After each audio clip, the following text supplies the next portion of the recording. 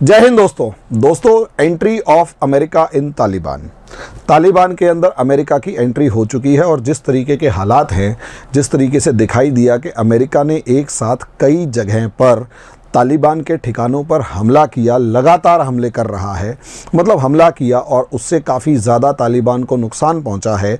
और तालिबान ने खुलकर ये कह दिया है कि अमेरिका ने दोहा डायलॉग का उल्लंघन किया है। मतलब यार बेशर्मी वाली बात सोचकर देखिए, तालिबान जैसे जाहिल जलील लोग जो हैं और बार्बरिक लोग जो हैं, जब वो खुद अपने ही देश की सरकार को हरा रही हैं, राष्ट्रपति के घर के ऊपर रॉकेट दाग रहे हैं, तब उनको दोहा डायलॉग का उल्लंघन नहीं लगता। लेकिन अमेरिका ने वहाँ बम्बार्डमेंट की तो सारे का सारा दोहा डायलॉग का उल्लंघन हो गया। असलियत में तालिबान अमेरिका के साथ साथ दुनिया के सभी देशों को मजबूर कर देना चाहता था। दुनिया के सभी देशों को मजबूर कर देना चाहता था उसके सामने घुटने टेकने के लिए। उसके सामने घुटने टेकने के लिए अमेरिका को वो सबके सामने मजबूर कर देना चाहता था। और नतीजा उसका सब आपके सामने है। लेकिन यहाँ एकदम से अमेरिका की एंट्री होती है, तो सवाल ये है कि क्या तालिबान को हरा पाएगा। तो एक बात समझ लीजिए दोस्तों, यहाँ मामला क्या होता है। जब आप किसी भी वॉर यानी युद्ध के अंदर होते हैं, जब आप किसी भी युद्ध में होते हैं, तो खासकर एक तो होती है ऑर्गेनाइज्ड आर्मी। ऑर्गेनाइज्ड आर्मी वो होती है जो पूरे दुनिया के रूल्स एंड रेगुलेशंस को फॉलो करती है और उसके अकॉर्डिंग अपने वार एफर्ट्स को, अपने युद्ध को आगे बढ़ाती है। लेकिन दूसरी तरफ एक होता है मिलिशिया ग्रुप। इस मिलिशिया ग्रुप की आदत क्या होती है कि ये खुद भी ही एक मिलिशिया है, यानी ये एक आतंकवादी समूह है। अब क्योंकि ये खुद में एक मिलिशिया है, खुद में ये एक आतंकवादी समूह है, तो आतंकवादी समूह जो है वो किसी तरीके के लॉ और रेगुलेशंस को नहीं मानता। अब क्योंकि ये किसी तरीके के लॉ को, कानून को या व्यवस्थाओं को नहीं मानता, तो दोस्तों इसी का एक कारण है कि इनसे लड़ने के लिए स्ट्रेटेजी भी एक अलग ही होती है। अब अमेरिका यहाँ 20 साल तक लगातार लड़ता रहा। अमेरिका जब 20 साल लगातार लड़ता रहा तो तालिबान को चेक तो रख सका, यानी उस पर रोक लगाए रखी, उस पर रोक लगाए रखी, इसमें कोई शक की बात नहीं है। उसको चेक करे रखा, उस पर रोक लगाए रखी, उसे आगे नहीं बढ़ने दिया, ये पक्की बात है। लेकिन अगर आप इसका अगला हिस्सा देखें, नेक्स्ट पार्ट देखें, तो आपको समझ में आएगा कि असलियत में तालिबान को पूरे तरीके से ख़त्म नहीं कर पाया। और यही एक कारण था कि अमेरिका यहाँ पर प्रेजेंट तो था, लेकिन वो किसी भी तरीके से तालिबान को उससे ज़्यादा, जिस लेवल तक उसने अफ़गानिस्तान में तालिबान को बांध दिया था, उससे ज़्यादा बांध नहीं पाया। इसलिए दोहा डायलॉग हुए और अफ़गानिस्तान से अमेरिका बाहर निकलने की तैयारी करने लगा, और या यूं कहें कि बाहर निकल गया। अब सवाल यह है, जब अमेरिका बाहर निकल गया तो यहाँ तालिबान ने अपना रंग दिखाया और लगभग 80-85% इलाके के ऊपर तालिबान का सीधा डायरेक्ट या इनडायरेक्ट कब्जा हो गया। और छोटे से इस इलाके को छोड़ दिया जाए तो पूरे इस इलाके पर पाकिस्तान का ही तालिबान का कब्जा हो चुका है। अब सवाल यह है कि अब अमेरिका ने वहां पर की है बम्बार्डमेंट, यानी अपने हथियार भेजे, जो लड़ाकू विमान हैं वो भेजे, और उन लड़ाकू विमानों की सहायता से बम्बार्डमेंट की गई। और उन बम्बार्डमेंट्स का असर ये हुआ, उन हवाई हमलों का असर ये हुआ कि तालिबान को नुकसान पहुंचा। अब एक बहस ये छिड़ गई है अब एक बहस ये छिड़ गई है कि क्या अमेरिका केवल हवाई हमलों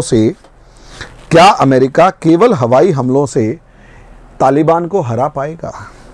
अब आंसर तो यहीं से शुरू होता है ना कि अगर अमेरिका हवाई हमले कर रहा है और सीधे केवल हवाई हमले कर रहा है तो क्या उसे हरा पाएगा। तो आंसर समझिए, ऑब्जेक्टिव ऑफ दिस बम्बार्डमेंट क्या है। क्या अमेरिका यहां तालिबान को हराने के लिए बम्बार्डमेंट कर रहा है? तो ऐसा नहीं है। वास्तव में काबुल के अंदर या अफगानिस्तान के अंदर अफगान आर्मी लड़ रही है और अफगान आर्मी के पास लगभग 3 लाख सोल्जर्स हैं। अब यहां मामला समझिए, अफगान आर्मी ने सिटीज और प्रोविंशियल कैपिटल्स इन पर ही कब्जा करने की, प्रोविंशियल कैपिटल्स यानी प्रांतीय शहरों और प्रांतीय राजधानियों को बचाने का ही प्लान बनाया था। समझे, शहरों को और प्रांतीय राजधानियों को। यानी अफगानिस्तान की सेना ने वो प्लान बिल्कुल नहीं बनाया कि जहां तालिबान मिले वहीं लड़ना शुरू कर दो, क्योंकि तालिबान पूरे अफगानिस्तान में बिखरा हुआ था। अब क्योंकि तालिबान बिखरा हुआ था पूरे अफगानिस्तान में, तो इसलिए अफगानिस्तान की आर्मी ने स्ट्रेटेजी ये बनाई कि हर छोटे छोटे शहर जितने भी हैं, बड़े बड़े शहर, पहले तो उन्हें प्रोटेक्ट करो और छोटे छोटे शहरों को। यही रीज़न है, चाहे हेरात हो गया, चाहे मज़ार शरीफ हो गया, चाहे कांधार हो गया, चाहे काबुल हो गया, अफगान फोर्सेस तालिबान को यहाँ पर रोकने में सफल हुई हैं। तालिबान यहाँ पर आगे नहीं बढ़ पाया, किसी भी बड़े शहर पर कब्जा नहीं कर पाया। यानी जहाँ पर अफगान फोर्सेस लड़ी ही नहीं, वहाँ तालिबान ने कब्जा कर लिया। लेकिन तालिबान जिस चीज़ में सबसे ज़्यादा कामयाब हुआ वो था बॉर्डर एरियाज़ पर कब्जा करने में। यानी जहाँ जहाँ बॉर्डर एरियाज़ थे उन सारे बॉर्डर एरियाज़ पर तालिबान ने कब्जा कर लिया। अब ऐसी सिचुएशन में एक तरीके से वॉर की सप्लाई लाइन जो है वो कट गई। एक तरीके से जो युद्ध की, जो वॉर की सप्लाई लाइन है वो कट गई और अफगान फोर्सेस कमजोर पड़ती हुई दिखाई दी। लेकिन री एंट्री ऑफ अमेरिका, और यहां री एंट्री का मतलब यह है अब अमेरिका यहां दोबारा से घुसा और बम्बार्डमेंट कर रहा है। वो तालिबान को खत्म करने के लिए नहीं कर रहा। अभी तक क्या था, America was on front, America was on front with Taliban. अभी तक ये था कि तालिबान के साथ अमेरिका लड़ रहा था, Afghan forces were supporting America. अब क्या है, अफगान फोर्सेस वर confronting Taliban. Forces versus Taliban है। अफगान फोर्सेस और तालिबान के बीच में लड़ाई है और इस अफगान फोर्सेस और तालिबान की लड़ाई में अमेरिका जो है सिर्फ और सिर्फ सपोर्ट प्रोवाइड कर रहा है। इसलिए ये सोचना कि अमेरिका इस लड़ाई में जो हवाई जहाज से हमले कर रहा है उससे तालिबान को ख़त्म करने जा रहा है, तो देखो असलियत में किसी भी फोर्स को या किसी भी ताकत को हवाई हमले करके ख़त्म नहीं किया जा सकता। उससे हवाई हमले करके केवल कमज़ोर किया जा सकता है। यहाँ पर कमज़ोर किया जाएगा ताकि अफगान फोर्सेस जो हैं वो तालिबान पे हमला करके उसे ख़त्म कर सके। यानी तालिबान को ख़त्म करने का काम अफगान फोर्सेस का है, अमेरिकन फोर्सेस का तो सिर्फ एक एयर सपोर्ट प्रोवाइड करना है कि जहां जहां तालिबान ताकतवर लगेगा और जहां जहां तालिबान के इस्टेब्लिशमेंट दिखाई देंगे, जहां जहां तालिबान की व्यवस्था रखी हुई दिखाई देगी, वहां वहां अमेरिका हमला करेगा और हमला करने के बाद अपने मतलब वहां के इंफ्रास्ट्रक्चर को तबाह करेगा, तालिबान को कमज़ोर करेगा और आगे बढ़ेगा। तालिबान को कमज़ोर करेगा और आगे बढ़ेगा। तो यहाँ ये सोचना कि तालिबान को ख़त्म कर पाएगा या नहीं, तो अमेरिका का यहाँ कोई ऑब्जेक्टिव नहीं है।